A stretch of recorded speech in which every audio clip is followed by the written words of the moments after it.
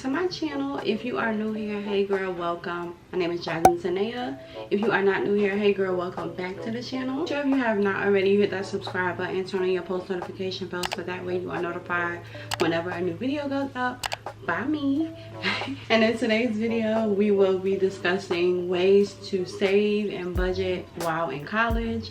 I am a full-time college student and I'm also a full-time single mom. If you do not know already, I am currently in school full-time studying for a criminal justice degree. That is my major. I have tons of video on my majors and school and all that on my channel. I'll leave some cards, put some videos on the screen, also link the college content playlist down in my description bar so you can check it out and watch for yourself and get more information as far as my schooling goes. So yeah, being a parent and going to college is very expensive, and I feel like I can share some tips and tricks with some of you guys that maybe out there struggling with saving or just need like a few little pointers. I do want to mention that I am in no way, shape, or form a financial advisor. I don't specialize in anything dealing with people's money. It's not my forte, it's not my career goal.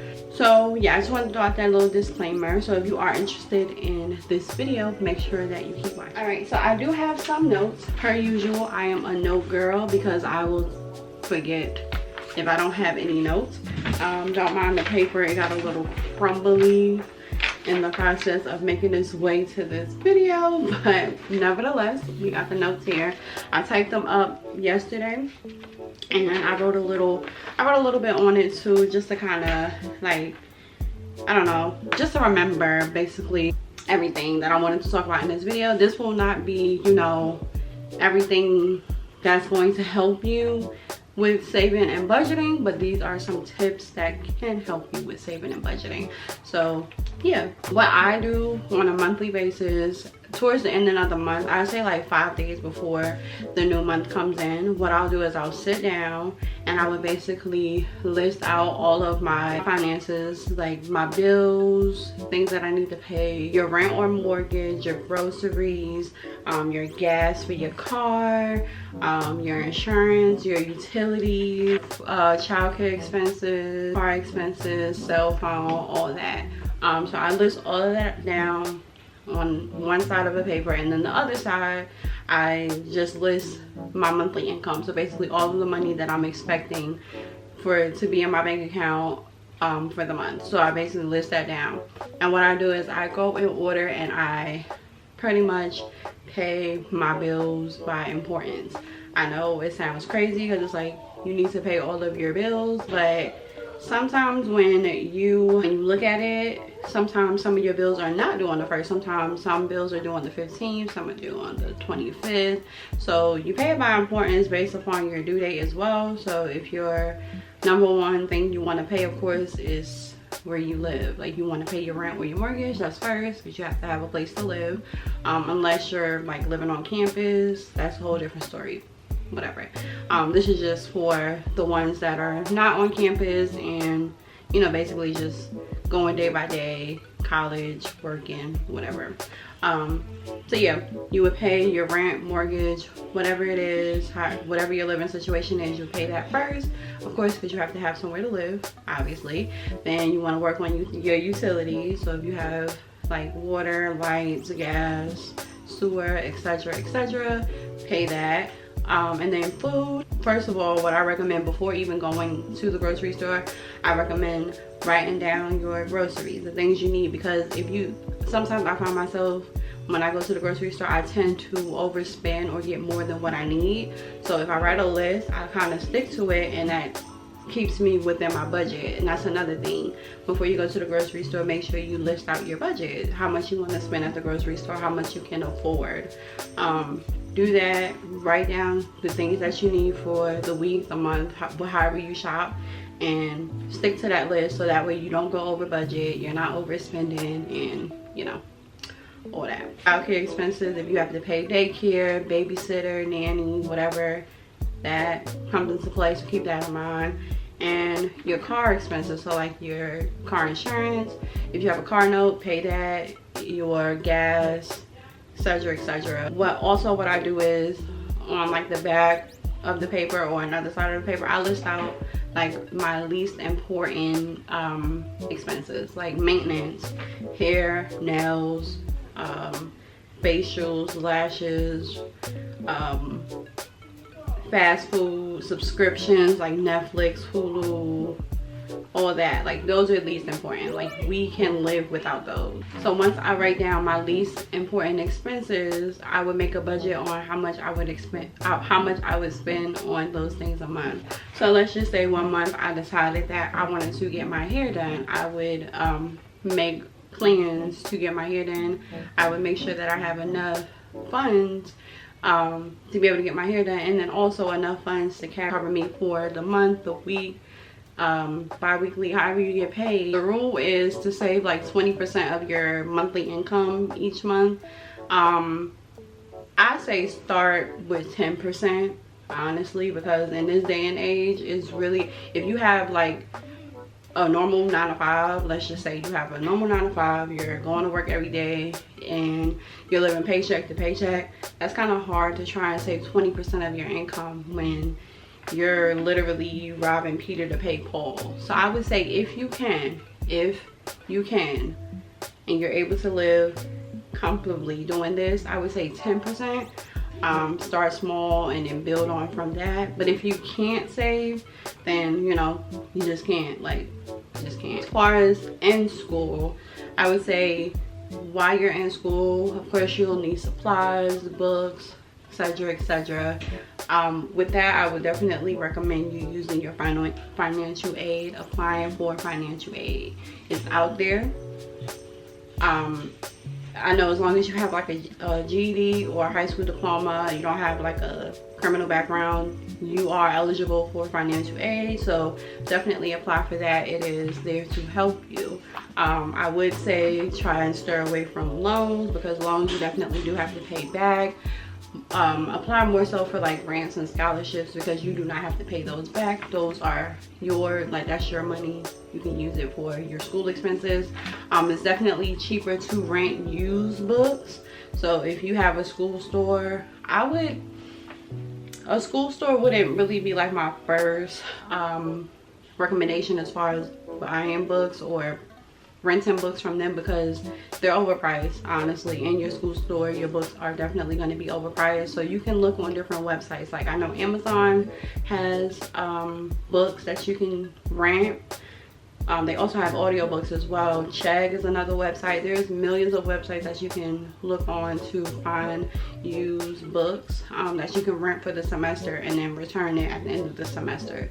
A lot of these websites, they'll drop the books directly off at your house, so you don't have to go anywhere to pick it up. It comes straight to your door, and once you finish with it, you can just ship it back to the company at the end of the semester, and that's it. Me, I was amateur. I bought new books my first semester, so if you did that, you can definitely sell them back, get your money back for those. You won't get the full value of the book, but you'll get, you know, a decent amount back. So definitely try and rent books, preferably used books, because those are going to be cheaper versus trying to rent new books. So just a little tip. Also, if you can, I would say get a part-time job. Your part-time job will help you save more money. It'll also help you through college expenses. Like, let's just say your financial aid was less than your college expenses, your part-time job can pick up and cover the rest of those expenses. You can always set yourself up on a payment plan with your financial aid office or with your financial office in your school, and that way it'll kind of help you with paying your balance over time versus paying at one time. So definitely that's another idea, and that's where the part-time job will come in, where you can just pay off that, but also you can use it as like a savings if the financial aid does cover your full school tuition. Another thing I would recommend when you're trying to save, I would recommend dining in more versus dining out. So when you go grocery shopping, I would write down like some ideas of meals that you want to cook for the week. You can meal prep those and eat on them for 2 and 3 days. That'll save you money versus, you know, going to the drive-through and getting like a little burger, because that adds up. Like if you're spending like $8 and $9 on a meal per day, that adds up within a month. So definitely, you know, spend more money at the grocery store versus in those drive-throughs, because your money at the grocery store goes a lot further than the drive-through. Another thing is like, stop the unnecessary splurging and spending. I kind of feel like that's self-explanatory. Like if you go shopping, like if you don't need to go shopping, don't go shopping. And that's pretty much the easiest way I can put it. If you don't need them new shoes, you don't need that new shirt, don't get it. Put that in your savings. Also, take classes at a community college. A community college is, the tuition at a community college is so much less than the tuition at a university or 4-year. Definitely, you can always transfer. Once you finish at the community college, you can always transfer to that 4-year. Less expense on you. I recommend that. It works out a lot better money wise that way. Another thing, this is very hard for a lot of people to do.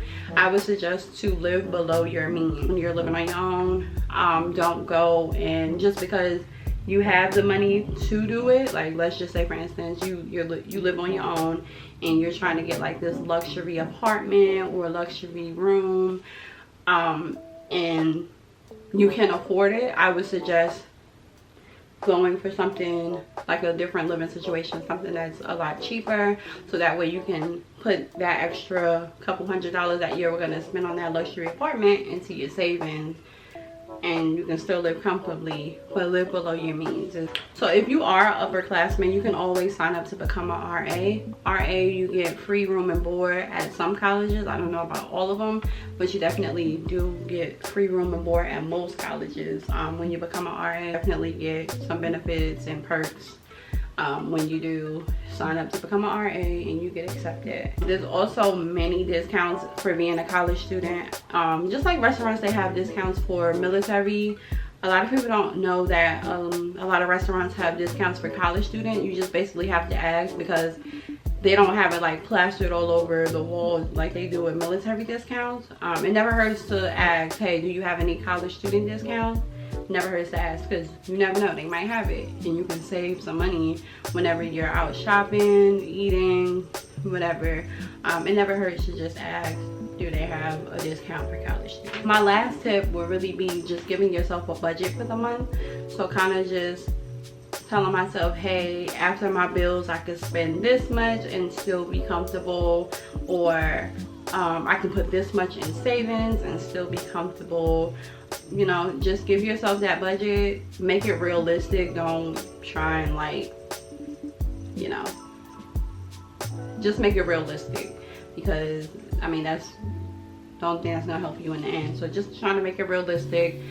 Make a goal, stick to it, and you should be just fine. But that is all the tips that I have. This video was helpful to someone out there. I know it wasn't like the best, I didn't have like the best advice, but this is just basically what I can give you based off of what I do in my experience. If you did like this video, make sure to give me a big thumbs up. Don't forget to hit the subscribe button, turn on your post notification bell so you are notified whenever a new video goes up like this one. And also check out some of my other content on my channel. This is a lifestyle vlog type of channel, so if you're into that type of content, make sure you subscribe. Check out some other videos. I will leave some playlists down in the description bar below. And until my next video, I will see you guys later. Bye.